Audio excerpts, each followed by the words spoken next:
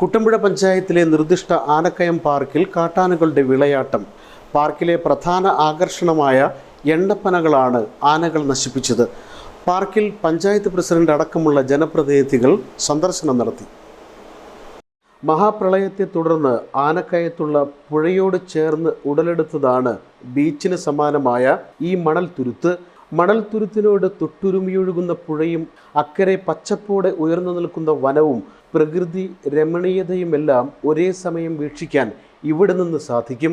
ഈ നിർദ്ദിഷ്ട പാർക്കിലെ എണ്ണപ്പനകൾ ഓരോ ദിവസവും കാട്ടാനകളാൽ നശിപ്പിക്കപ്പെടുകയാണ്. പ്രദേശവാസികളുടെ പരാതിയെ തുടർന്ന് കുട്ടമ്പുഴ ഗ്രാമപഞ്ചായത്ത് പ്രസിഡന്റ് കാന്തി വെള്ളക്കയ്യൻ, ഭരണസമിതി അംഗങ്ങളായ സിബി കെ ജോഷി പൊട്ടക്കൽ, പരിസ്ഥിതി പ്രവർത്തകൻ മുരളി കുട്ടമ്പുഴ എന്നിവർ ആനക്കയം പാർക്കിൽ സന്ദർശനം നടത്തി.